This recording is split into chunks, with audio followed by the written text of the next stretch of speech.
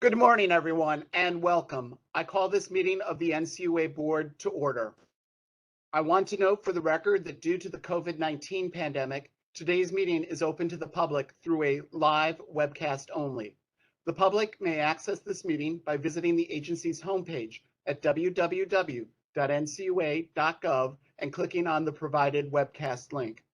Additionally, presenters in today's webcast meeting are participating remotely. So if we experience any technical difficulties, I ask for your patience.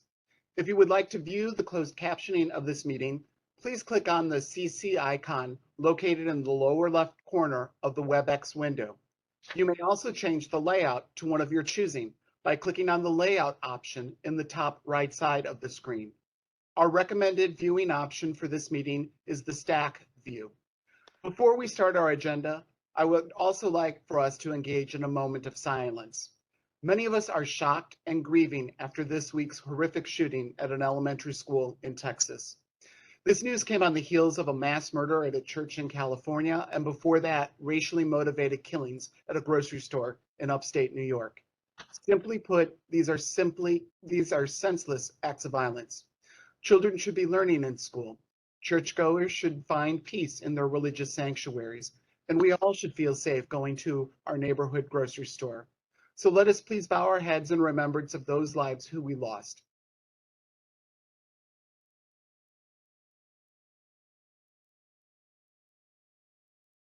Now, turning to our agenda, the first and only item of business today is a board briefing on the Share Insurance Fund quarterly report. Chief Financial Officer Eugene Sheed will present, and Rick Mayfield, Senior Capital Markets Specialist in the Office of Examination and Insurance, will be available to answer any questions. Good morning to you both. Eugene, you may begin whenever you are ready.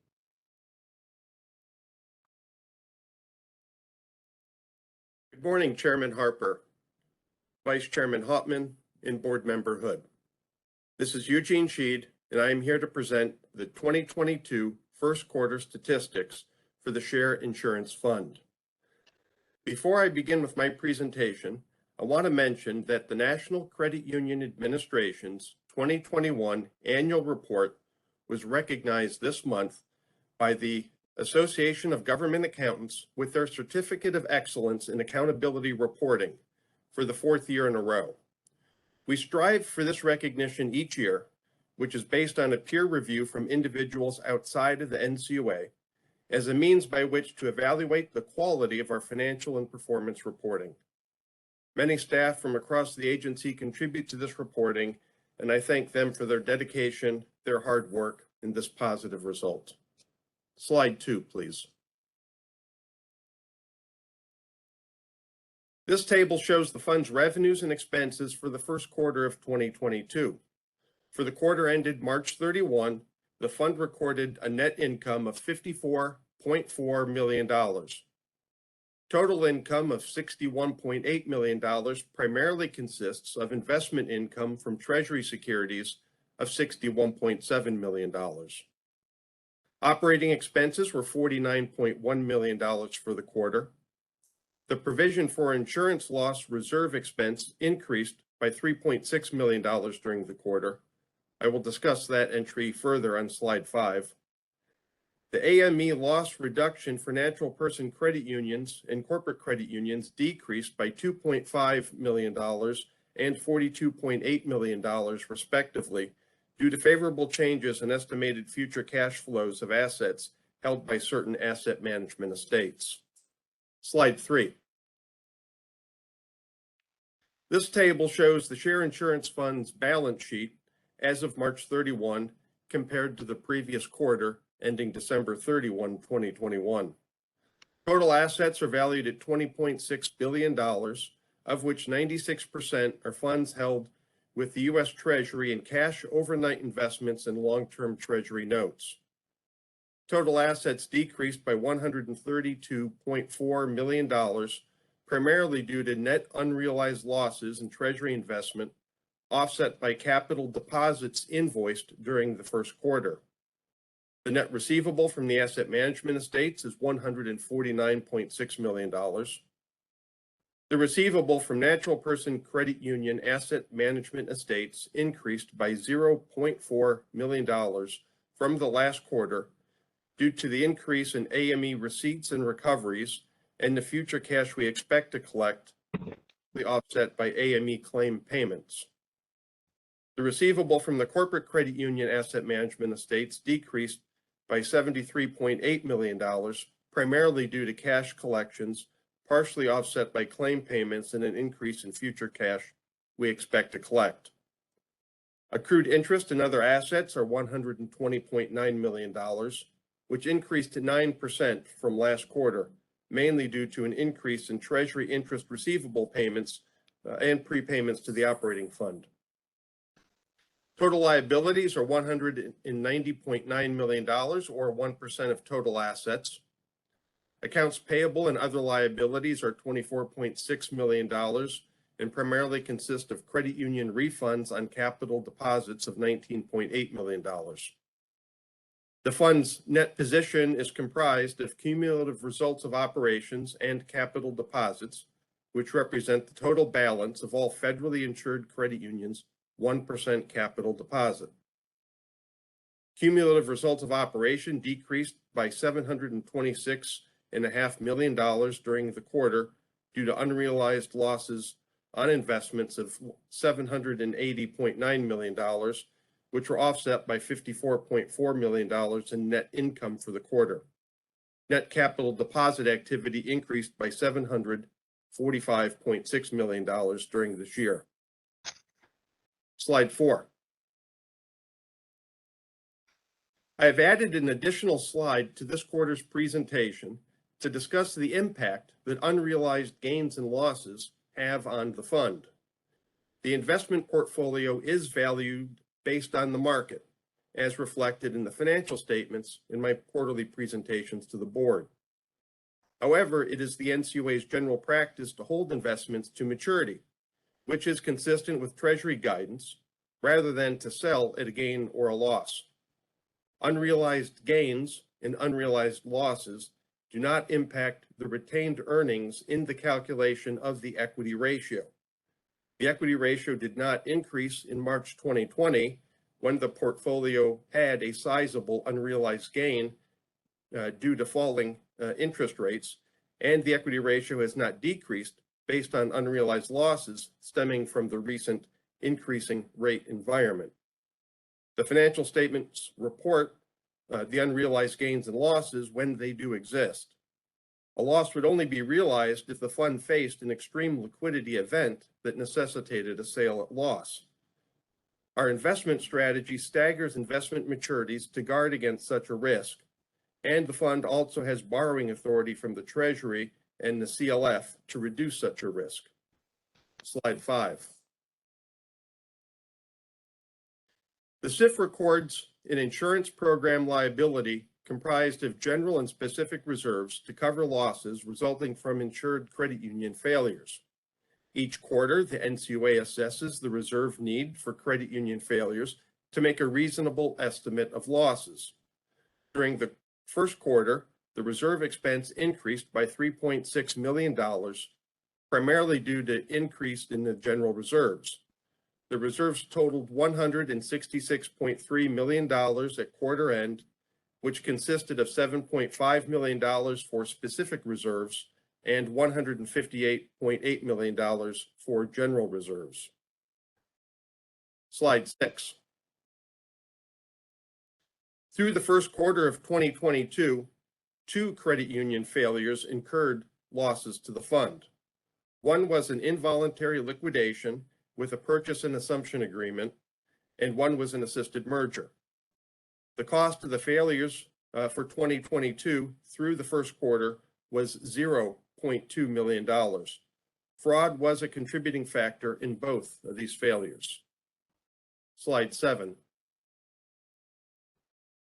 As of March 31st, the Share Insurance Fund had $19.8 billion at par value invested in Treasury securities with maturities out to February 2029. The weighted average life of securities held by the fund is 3.5 years.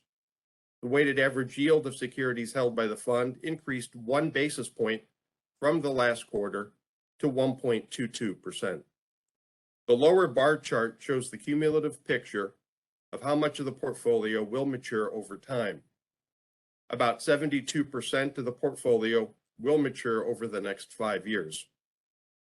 During the first quarter of 2022, 7 Treasury notes matured for $600 million. These securities had yields ranging from 0.14% to 1.95%. One additional comment with respect to the investment portfolio, consistent with the existing board-approved investment policy, the investment committee has decided last month to begin to extend the portfolio ladder out to 10 years.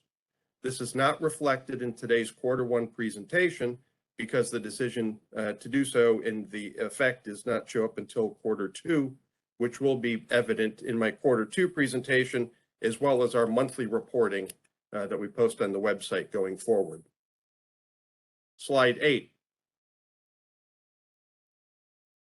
The first quarter CAMEL data presented on the following 3 slides is current as of March 31st, 2022.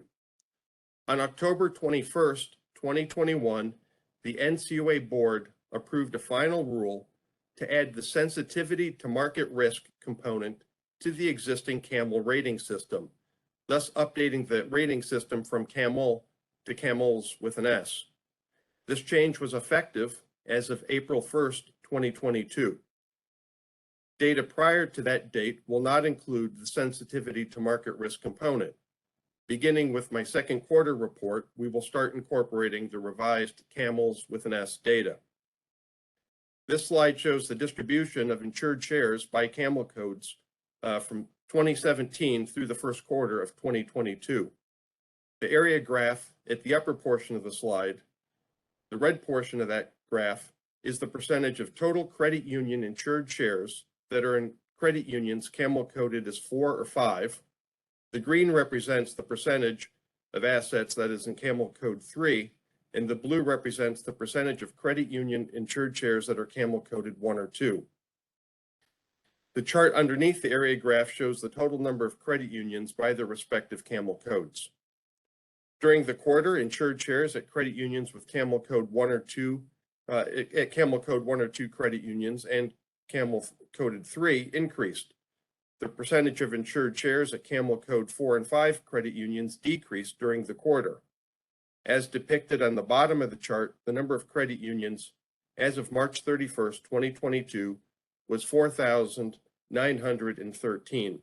This is a net decrease of 40 from the prior quarter. Slide 9. This slide compares credit unions' CAMEL code by asset size. CAMEL code 4 and 5 credit unions are shown on the left-hand side of the graph, whereas CAMEL code 3 credit unions are displayed on the right-hand side of the graph. Looking at the 125 total credit unions that are CAMEL code 4 or 5 by asset size, most of these credit unions continue to have assets under $100 million or less. During this quarter, there was no change in the number of CAMEL coded 4 or 5 credit unions with assets at $100 million to $500 million. Additionally, as of March 31st, 2022, there were no credit unions CAMEL code 4 or 5 with assets greater than $500 million. During the quarter, insured shares and assets at credit unions CAMEL code 4 and 5 both decreased. Insured shares decreased from $8.1 billion to $3.5 billion, and assets at CAMEL code 4 and 5 credit unions decreased from $8.8 billion down to $3.8 billion. Turning to the 751 credit unions CAMEL code 3 on the right-hand side of the graph, most of these credit unions continue to have total assets that are less than $500 million. During this quarter, there was a decrease in the number of CAMEL code 3 credit unions with assets ranging from $500 million to $1 billion, and an increase in those with assets greater than $1 billion. For credit unions coded CAMEL 3, insured shares increased from $38.1 billion to $38.6 billion, and assets increased from $43 billion to $43.8 billion. Slide 10. This slide shows the distribution of assets by Camel Code from December 2007 through March 2022. As in slide 8, the red portion of the chart at the top is the percentage of credit unions assets that are in Camel Code 4 or 5 credit unions. The green represents the percentage that is Camel Code 3, and the blue represents the percentage of credit union assets that are Camel Coded 1 or 2. The distribution of assets over the last quarter for Camel Code 1 and 2 credit unions increased from 97.5% to 97.7%. The distribution of assets in Camel Code 3 credit unions remained the same at 2.1% for the quarter. And finally, the distribution of assets for Camel Code 4 and 5 credit unions decreased from 0.4% to 0.2%. Slide 11. Turning to the equity ratio chart, the current equity ratio was calculated as of December 31st, 2021. Per policy, the equity ratio is updated on a semi-annual basis. The equity ratio as of December 31st, 2021 was 1.26%, an increase of 3 basis points from June 2021, and was calculated using an insured share base of $1.63 trillion. The blue line running across the chart represents the normal operating level, which was set at 1.33% in December 2021. Slide 12. I will next briefly address the projected equity ratio. Slide 13. The NCUA staff projects the equity ratio as of June 30th and for December 31st per policy. This slide shows the projected equity ratio calculation for the period ending June 30th, 2022. The projection calculates the equity ratio on the same basis as the actual equity ratio, and that formula is shown in the middle of the graphic. The 6-month projection for the Share Insurance Fund equity ratio is 1.25% for the period ending June 30th, 2022. This is a 1 basis point lower than the actual December 31st, 2021 equity ratio, but 2 basis points higher than the comparable period actual for June 30th, 2021 equity ratio. Slide 14. This concludes my presentation. Rick Mayfield and I are now available to answer your questions. Thank you. Thank you, Eugene, for this update on the performance of the National Credit Union Share Insurance Fund in the first quarter of this year, and for an overview of the fund's projected equity ratio. And Rick, thank you for joining us for questions. I would also like to thank each of your teams for working on this briefing. First, Eugene, I would like to join you in congratulating everyone across the NCUA for their contributions to our award-winning 2021 annual report to Congress, especially those who work in the Office of the Chief Financial Officer, the Office of External Affairs and Communications, and the Office of the Chief Economist. As you noted, Eugene, the NCUA's annual report received a Certificate of Excellence in Accountability Reporting from the Association of Government Accountants. This is the NCUA's 5th such award. This track record of excellence is a meaningful and important demonstration of the NCUA's successful performance and financial management over the years. It is also testament to the incredible work of the employees across the agency, and it demonstrates to the President, Congress, credit unions, their members, and the general public the NCUA's firm commitment to achieving our mission, safeguarding the resources entrusted to us, and maintaining the highest levels of transparency and accountability. Thank you all for a job well done. Now, turning to today's briefing, the Share Insurance Fund continued to perform well in the first quarter. Quarterly net income rose by approximately $42 million due to the continued reduction of expected losses associated with the remaining legacy assets of the Corporate System Resolution Program. That is positive news. We are now seeing a normalization of the Share Insurance Fund's performance to what it was before the board decided to fold the temporary Corporate Credit Union Stabilization Fund into the Share Insurance Fund. Although the equity ratio sits below an ideal level, it remains relatively stable. Staff forecast an equity ratio of 1.25% as of June 30th, down slightly from the 1.26% at the end of 2021.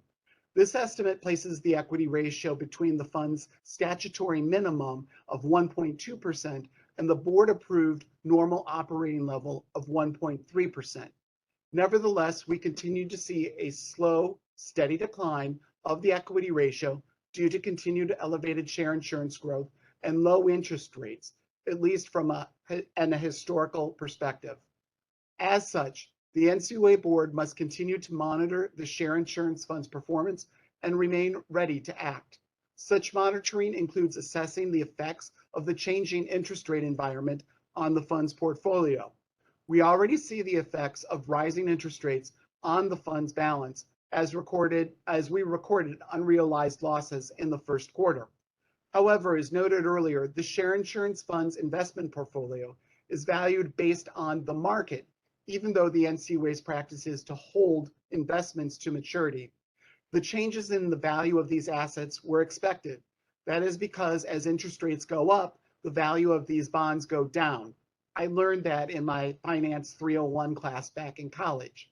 These unrealized losses, fortunately, do not impact the equity ratio and do not increase the likelihood of a premium, just as unrealized gains do not increase the equity ratio. What the unrealized losses signal is a change in the interest rate environment moving forward. To address this issue, the NCUA is adjusting its investment strategy from a 7-year ladder to a 10-year ladder. That brings me to my first question, Eugene. How do increasing inflation levels affect the share insurance fund and the equity ratio? Thank you for that question, Chairman Harper. This is Eugene, and I'll address that. I think the increase in inflation levels can affect the share insurance fund and the equity ratio in several ways, some positive, some negative. And of course, the situation brings with it many unknowns. So for example, the interest rates do increase, as you note, during inflation, and that would have a positive effect on income as the fund invests in higher yielding treasuries. Also extending the ladder out to 10 years is also intended to increase income to the fund. This should also have a positive effect on the equity ratio. As you have noted, and we've discussed in previous meetings, one of the contributors to the gradual erosion of the equity ratio over the past several years has been the low earnings environment. Another potential impact in such a situation could be the overall size of the fund and the level of insured deposits in a rising interest rate environment. This would create a larger denominator in the equity ratio calculation formula, which could offset earnings. That would be a factor that could drive the equity ratio downward. Higher inflation environment risks increasing expenses to the fund, particularly as it pertains to operating costs. If inflation results in increased operating expenses for the agency, either through increased labor costs or the cost of goods and services, a share of those costs are borne by the fund through the overhead transfer rate. And a final potential impact to all this, as I see it, to the fund is how inflation could impact credit union performance. Higher rates may lead to higher earnings and stronger credit unions, and stronger credit unions indirectly lead to a stronger share insurance fund. But alternatively, to the extent that inflation increases financial stress on credit union borrowers or the economy declines, that could put a stress on credit union loan performance and ultimately could increase SIF losses. That concludes my response, sir. Thank you, Eugene. I guess really what I draw from your answer is it depends is going to be on the relative ups and downs and changes in the share insurance fund and the equity ratio overall. You know, certainly the normal operating level at 1.33% is our desired level. Right now, we're at 1.25, so we're operating a little bit low, and we can expect that probably to bounce around in between where the 1.33% is and the 1.2%. Your response, Eugene, also demonstrates the soundness of the NCUA's practices when it comes to managing the share insurance fund's assets. My next question concerns the extended investment ladder you described in your presentation. What would the schedule of maturities look like each year with an extended ladder going forward? I know your ladder was just a point in time, but what should we be looking for thinking about going forward? So Chairman Harper, this is Rick Mayfield, and I'm Yeah, happy Rick. to take that question. So as you and Eugene mentioned, we are extending the share insurance investment ladder from a 7-year to a 10-year ladder, which is consistent with board-approved investment policy. As our current portfolio matures, we will gradually fill the ladder to reach 10 years. Once fully implemented, annual maturity should exceed a little bit more than $2 billion per year using the current fund's size, the fund's current size. Full implementation will probably take a few years since it'll be funded by maturities and capital deposits. That concludes my answer. So can I ask the question in a slightly different way, Rick? As I was looking at the slide with respect to the maturity ladder, and if we could jump to that slide, that would be great. What I see is actually, I think it may be the next slide. It should be the one. No, actually, go earlier. Actually, no, that is the slide. There we go. Rick, as I see this, it looks to be about a 14% increase. You know, we started at about 15% in 1 year, and then we see 29, 43. That's about a 14% jump each year. When this ladder is fully built out, will we be seeing about a 10% in each of those buckets by year? Approximately. It'll be a little bit less than 10% because we will have an overnight balance too, but it'll just be a rounding error. So 9.97, 9.98. So that's the ultimate end state. Sure. Okay. Hey, Rick, thank you so much for that clarification. Given the changing interest rate environment, our stakeholders need to understand how the share insurance funds portfolio will be structured to ensure its continued health and stability. My last question for the two of you concerns the change in the number of composite Camel Code 4 and 5 credit unions, as noted on slide 9. Compared to the previous quarter, large credit unions are moving out of troubled camel categories. That's really good news. However, Eugene, are we out of the woods just yet? Could there be other risks building within the system that we need to remain watchful for? Thank you, Chairman, for that question. This is Eugene, and I will address that. So looking back at our past annual reports, I believe the current share of assets at Camel Code 4 and 5 credit unions to be the smallest, at least since 1987, in terms of year-end reporting. And so while that's good news, and I think an indicator of both the strength of the system and the fund, as they say, past performance may not always be an indicator of future results. As I noted earlier, unknowns could lie ahead, such as the impacts of inflation and interest rate increases, as well as the risk of economic downturn. I also think it's worth mentioning the elevated fraud risk we've seen since we've been in an offsite posture for so long. The financial losses to the fund from credit union failures, where fraud was cited as a contributing factor, remain low from a financial impact, but the frequency of losses and those for which fraud was a contributing factor have increased, as reported on slide 6. I guess all of which is a kind of a long way to say that the results as reported for the quarter are positive, but certainly ongoing vigilance is required.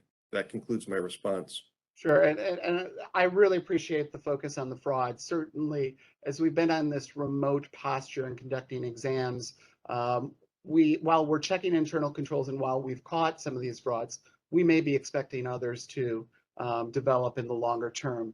And also with continued supply chain issues, economic uncertainty, the geopolitical turmoil created by Russia's war in Ukraine, and rising interest rates, credit unions must closely monitor their balance sheets and portfolios in the months ahead. As I have often noted, a credit union's ability to manage interest rate risk will remain a crucial factor in its performance going forward. Credit unions, therefore, need to pay careful attention to the fundamentals of capital, asset quality, earnings, and liquidity.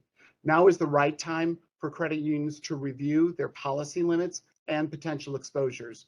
Credit unions should also remain disciplined in managing unique institutional risks as we navigate through this changing economic and interest rate environment. Finally, I do know that we've heard from stakeholders about how will examiners supervise for market risk given rising interest rates. Interest rate risk has been a long-term supervisory priority for the NCUA. I know that credit unions have planned accordingly for changes in interest rates over the years, and even more so now since the last update of the NCUA's supervisory procedures in 2017. The NCUA, as a result, is now developing guidance for examiners on how to work with credit unions whose sensitivity to market risk and other risks has increased due to the ongoing uptick in interest rates and related economic uncertainty. We will continue to treat all credit unions equitably during the examination process in the months ahead. That concludes my remarks. I now recognize the Vice Chairman. Thank you, Chairman Harper. Thank you, Eugene and staff. Congratulations again on the annual report being recognized by the Association of Government Accountants. I believe that's 4 in a row, too. Quite a significant achievement, so congrats on that. As was the case last quarter, there's a lot of good news in this report. The credit union movement continues to perform well as the nation emerges from the pandemic. This is no surprise, as credit unions have repeatedly shown their resilience in economic downturns. The key thing is that both our insurance fund and the credit union system are in healthy shape as we possibly enter an economic slowdown. Home prices are obviously a key indicator for us, since mortgages are a core product for credit unions. I was reminded yesterday that more than half of our examiners started at NCUA after the last housing downturn, which means our ground troops are excellent, but they don't have much combat experience. The good news is the system has tried to prepare for the rainy day that may be heading our way. 99.8% of assets are held in CAMEL 1, 2, and 3 credit unions, and 97.4% are in CAMEL 1 and 2. Losses to the Share Insurance Fund are at historic lows and a fraction of what they were over the last decade. The growth in insured shares has slowed, as Chairman Harper mentioned, given the absence of further government stimulus. This has relieved pressure on credit union net worth ratios, and in turn, the National Credit Union Share Insurance Fund's equity ratio. The 1.25% projected equity ratio for June 30 is good news. At just over $20 billion, the National Credit Union Share Insurance Fund is as large as it's ever been. It's a mutual asset of the credit union movement and NCUA. The fund is both reported and controlled by the NCUA and an asset reported by the credit unions. Credit unions are required to supply the majority of the fund's equity through a 1% contribution of their insured shares. The rest is made up of cumulative results of operations, largely derived from our investment income. It's worth reminding everybody that every dollar of that 1% contribution belongs to credit union members and no other. NCUA has the obligation to credit unions and their members to manage that fund prudently and effectively. At our last update, we posted our current investment policy, which hasn't been updated since 2013. We called for a reevaluation of the effectiveness of the policy, which I understand you and the investment committee are working on. I appreciate your desire to listen to our stakeholders to ensure we're pursuing the best possible strategy. And I look forward to reviewing the committee's recommendations for updates to the policy soon. That concludes my remarks. I have a few questions. First one is, let's say we have an average recession, not as severe as the 2008-09 one, but let's say it's akin to the post-dot-com crash recession in 2001. What do you foresee happening to the SIF? Thank you for that question, Mr. Vice Chairman. This is Eugene Sheed, and I will respond. Certainly a moderate or average recession would be of significant concern, particularly as the equity ratio is only projected to be at 1.25% come June. I'm not sure there's such a thing as an average recession, but certainly we can look back at recent events and analysis and to the dot-com recession that you referenced in the 2001 timeframe for some observations. The dot-com recession and the recent COVID recession saw notable increases in insured shares, which, as we've already discussed this morning, had the depressing effect on the equity ratio. In recent recessions, interest rates have declined. This would depress earnings on the fund's portfolio. Our ladder strategy should cushion this impact and help stabilize income, but it would still decline in a declining interest rate environment. During the dot-com timeframe, as a for example, the earnings to the fund's portfolio fell by over 50%. Earnings also declined during the recent COVID recession. Losses in reserves tend to increase in a recession, which happened during the dot-com recession, though only very slightly during the COVID recession.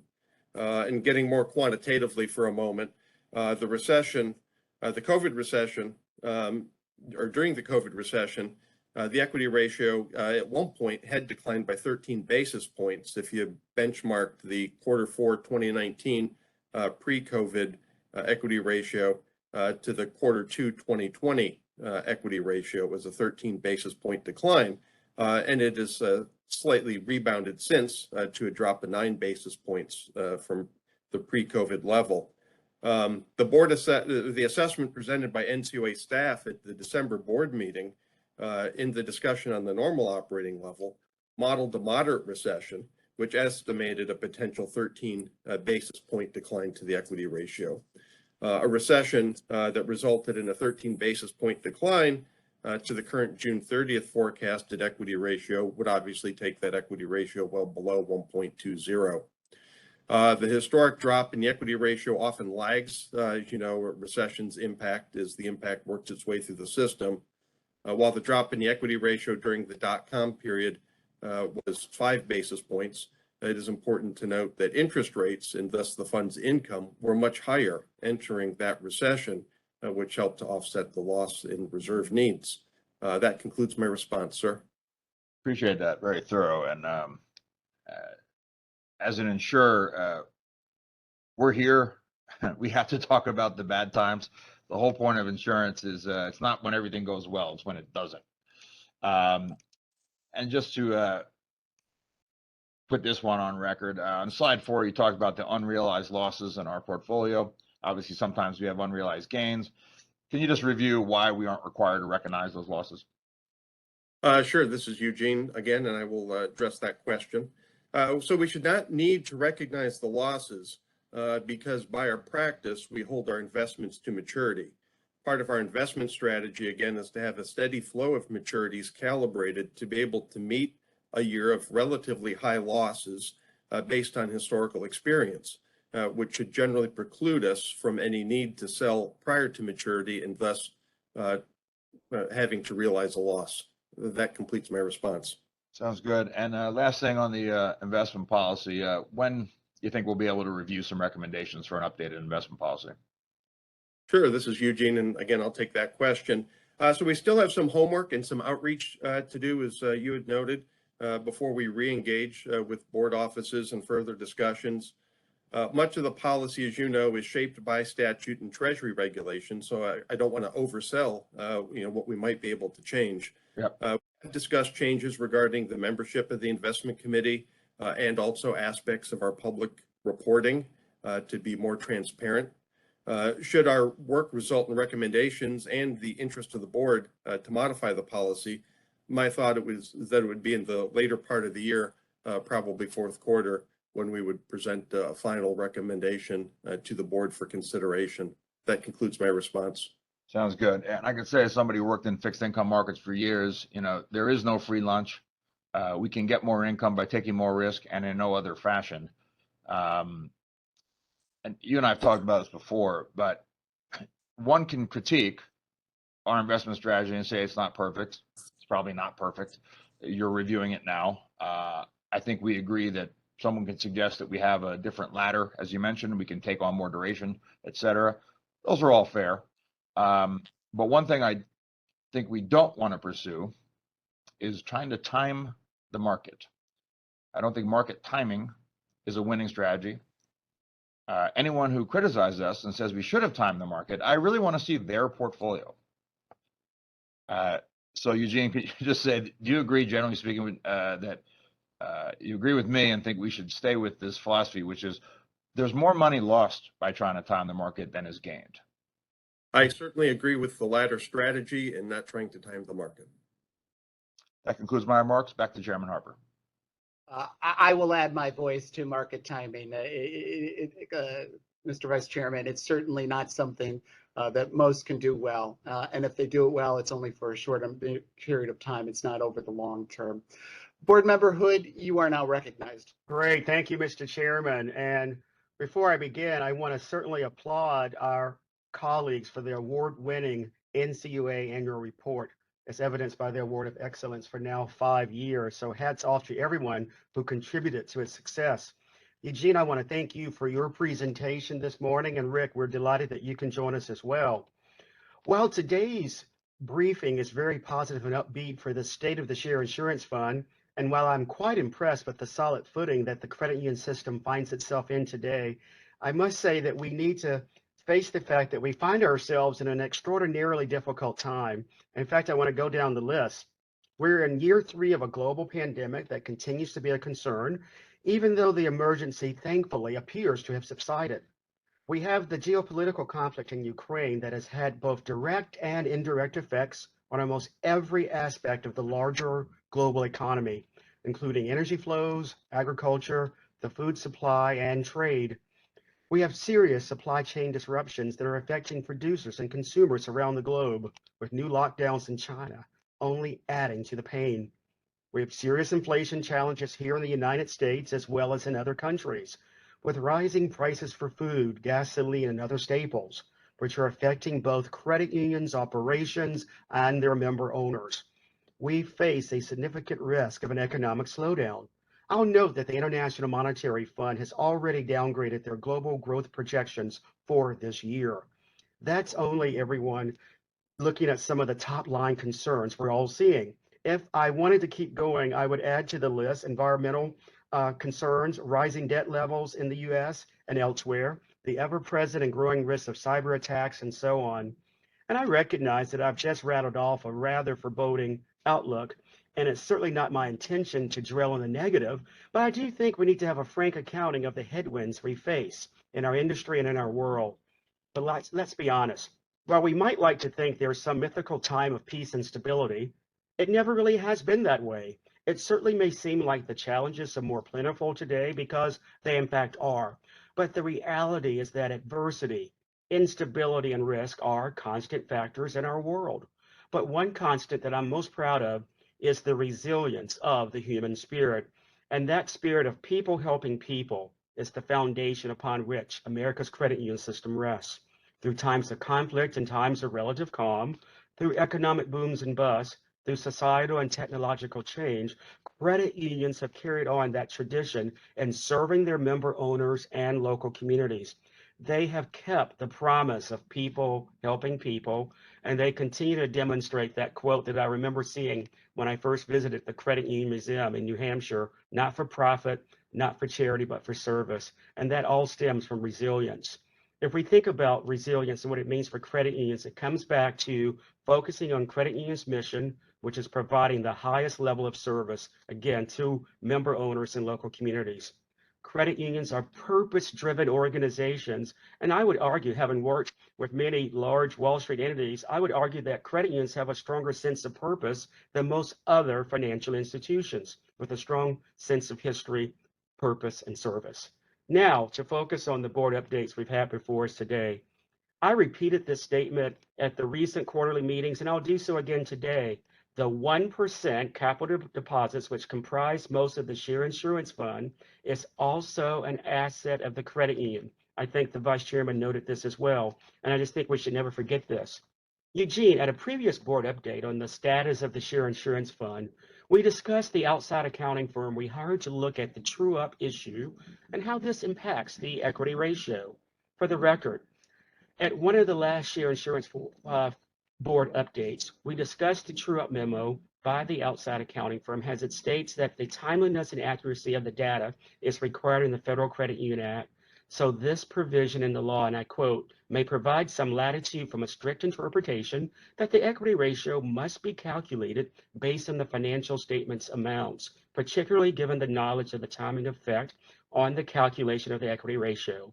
Accordingly, it may be permissible to use the pro forma calculation of the contributed capital amount when calculating the actual equity ratio, and I end quote. At the time you mentioned you were assessing the recommendations and engaging the Office of the General Counsel. I know the Vice Chairman just asked you about when we would see some final recommendations. I just wanted to know what other steps that have been taken before we see final recommendations. Thank you. Thank you for that question, Board Member Hood. This is Eugene, and I'd be glad to address that. I appreciate your interest in this issue and following up on our discussion that we had, I think it was at the February board meeting. It was. We have sought to better understand how we got to where we're at. As you note, we've had engagement with the General Counsel's office, and we've also begun outreach with the Office of Examination and Insurance and the role they play in the equity ratio. I think it's important to understand how we got here, to know what drove the change and why, is a part of figuring out the potential options that the board may want to consider going forward with respect to adjustments to the equity ratio calculation. The current methodology for calculating the equity ratio came about it really came into effect in our financial reporting in 2000. It was the result of the Credit Union Membership Act, Access Act of 1998. It wasn't the result of accounting standards nor the NCUA board's adoption many years later, the Government Accounting Standards Framework for the Insurance Fund. And I think that's important because the change in the 1998 Act was intended, and I'm quoting here from one of the Senate reports at the time, to require a more timely and accurate calculation of the fund's equity ratio. So while that effort back then may have made the calculation of the equity ratio more contemporary to the level of insured shares at year end, it also, as you have noted several times, still leaves this timing gap that you've spoken of.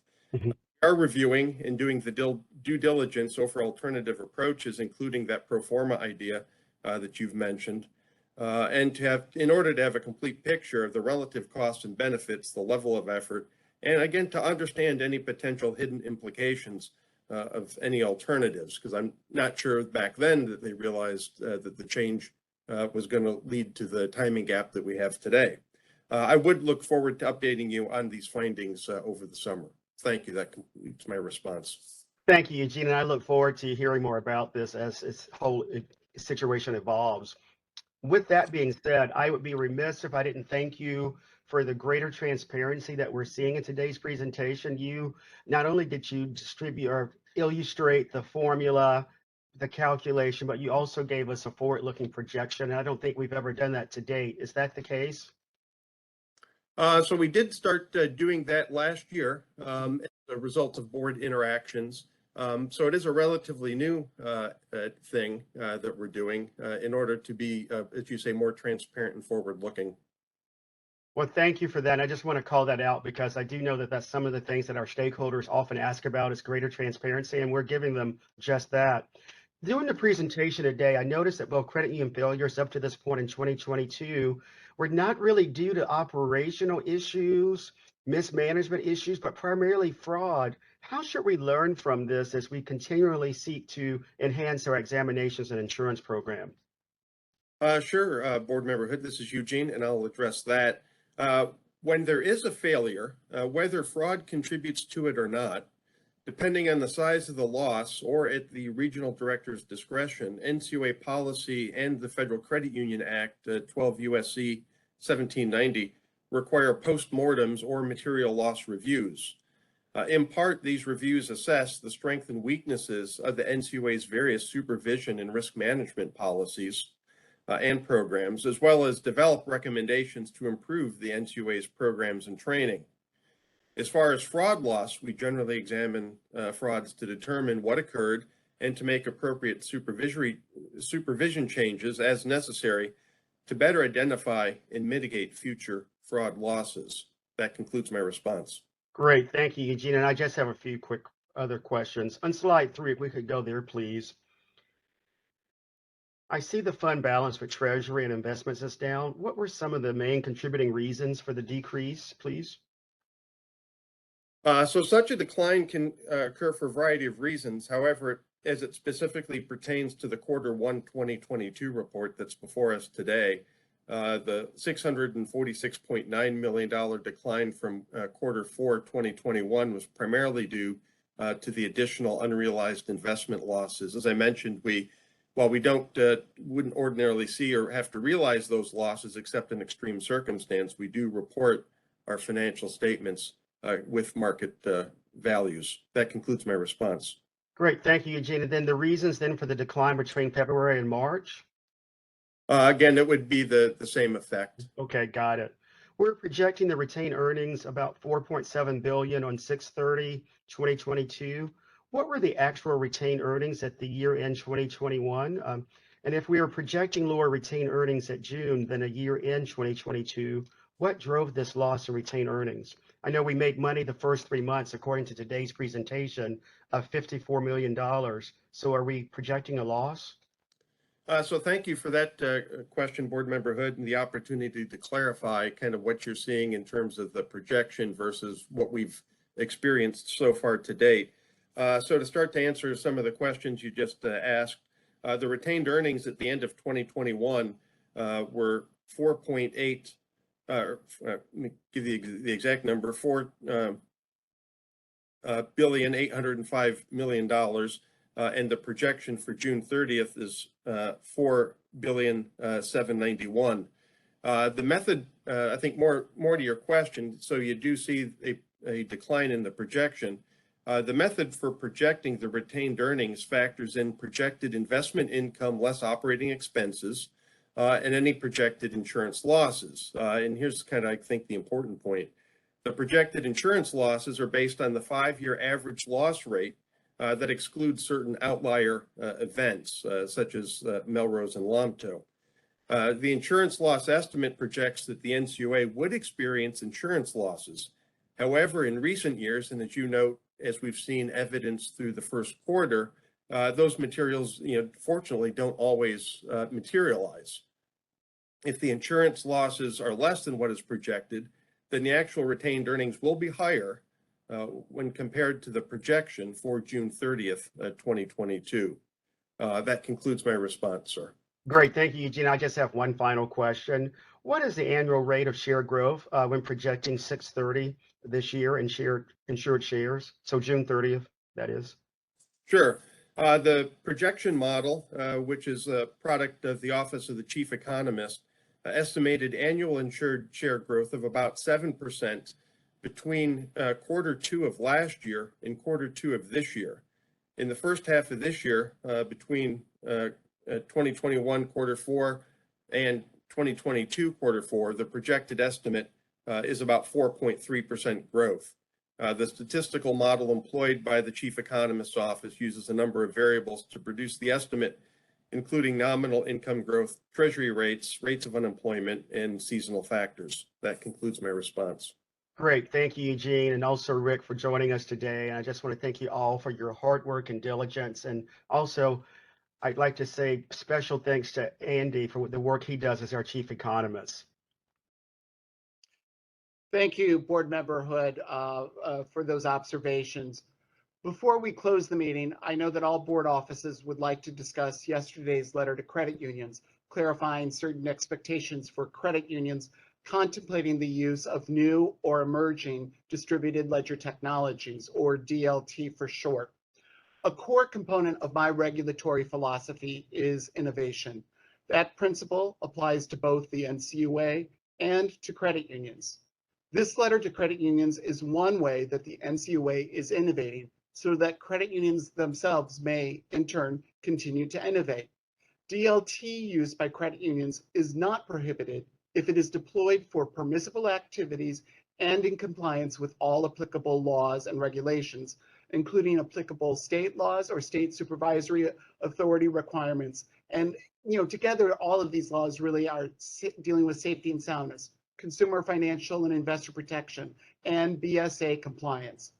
The letter reiterates the importance of sound governance and planning related to deploying new technologies like DLT. As with all new and emerging technology, the NCUA expects credit unions to exercise sound judgment, apply sound risk management practices, and to conduct necessary due diligence when choosing a platform, product, or service. When considering DLT, credit unions should first evaluate the permissibility of the activity itself, and then assess the opportunities and risks relative to the activity. Finally, given the emerging nature of DLT and its potential use by credit unions, considerations introduced in this letter should not be construed to be all-inclusive. Vice Chairman Haltman, I know that this issue has been highly important for you, and I really thank you for focusing the board and staff on this matter. What are your thoughts here? I want to thank you and Board Member Hood and the team that worked on it. Your enthusiasm and support is important, and I think you already know this. Credit unions care a lot about this. This week's letter to credit unions about distributed ledger technology, also called blockchain, is indeed just a set of broad principles, and we hope it sends the right message, which is that credit unions can engage in responsible innovation when it comes to blockchain technology. We expect the letter to lead to follow-up conversations about specific use cases, and one other purpose of the letter is to signal to the broader world, including Silicon Valley and venture capital firms, that America's credit unions are a market worth pursuing for new applications and partnerships. A few credit unions are already launching blockchain-based projects, but this letter is for the rest of the credit unions who understandably want some regulatory clarity before they feel comfortable starting innovative but possibly time-consuming projects. We know this clarity is needed based on the experience of last December's letter about partnering with third-party vendors like cryptocurrency exchanges. Before the letter in December, only one credit union that I know of had pursued such a partnership. Now, the vendor they used had been turned down by about 30 other credit unions, all of whom were interested, but mentioned their regulator as a reason why they were apprehensive. And that's for something that didn't break any NCUA rules. Then in December, NCUA put out guidance, and those projects launched into action. That shows the power of clarity. We know that early clarity is more useful than that which comes later. Giving continuous clarity is the job of any regulator. We know there are many other projects out there that credit unions want to pursue and that don't break any rules, but we also know there are compliance officers out there that would really like to see affirmative guidance. I'll finish with a note to history. This week's blockchain letter is just broad principles about a new industry, but the model was, for me, was the Clinton-Gore administration's 1997 Principles for the Internet. They posted 5 principles on whitehouse.gov, a website that was only about 2 years old at that time. They didn't post a new law. It was just a post on the White House website. Now, let me say this. I'm a Republican, but I have to say that the Clinton administration's decision to post those principles was one of the most beneficial things, possibly the most beneficial thing, to come out of DC in my lifetime. It sent a message, it was early clarity, and America won the internet. We got the most jobs, the most investment, the highest investment returns, the most headquarters. Even our problems, so to speak, with it are high-class problems. You know, we should break up Google and Facebook. And this. You know why we can say that? Because they're American companies. You know who doesn't have that problem? Everybody else in the world. So that was the impetus. That Clinton-Gore website post, and I encourage anybody to go look it up. It's still archived. It's kind of fascinating and read it now. It was talked about the new information superhighway. That's what Al Gore always called it back then. And the language is kind of funny now. It's now been 25 years. But again, I think in terms of helping American families, jobs, paychecks, and making sure we got the upside of disruption, not just the downside. I always say my true north is making sure credit unions don't go the way of Blockbuster Video because their regulator wouldn't let them compete. And to follow on that example, disruptive technology, for example, we lost all our video rental jobs. So did Canada, so did Mexico, so did France, so did everybody. Everybody lost those. But we got the most upside from that. The headquarters for Netflix and Hulu and the jobs and those employees who were like, you know, employee number 5 and got rich because they got stock options. The thing that hurts the most with disruption is to get just the downside and not the upside. So if something's disruptive, you want to capture as much upside as possible. And I think we at NCUA have done a little piece of that this week. And I think this country can win the blockchain crypto industry just like we did with the internet years ago. Back to you, Mr. Chairman. Thanks so much. I really appreciate those comments and thoughts. And I agree with you that success doesn't belong to any one political party or entity. It really belongs to us all. Board Member Hood, the floor is yours. Great. And I too join my fellow board members in the enthusiasm and excitement for innovation within our credit union system.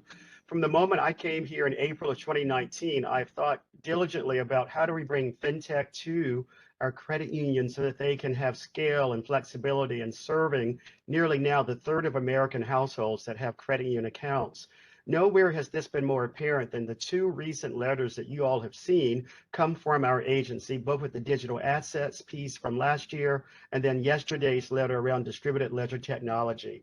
I'm excited because it signals to our industry that yes, we want them to embrace some of these new tools. We want them to, of course, follow consumer compliance and consumer protection, but at the same time, we do not want it to be perceived that we are against innovation. We are definitely for it. I want to just commend our board and our senior leadership here for getting the letter out on yesterday, because I've already gotten about 10 emails from fintechs praising us for the letter and saying that this makes them feel even more comfortable when pursuing distributed ledger technology activities with their credit unions.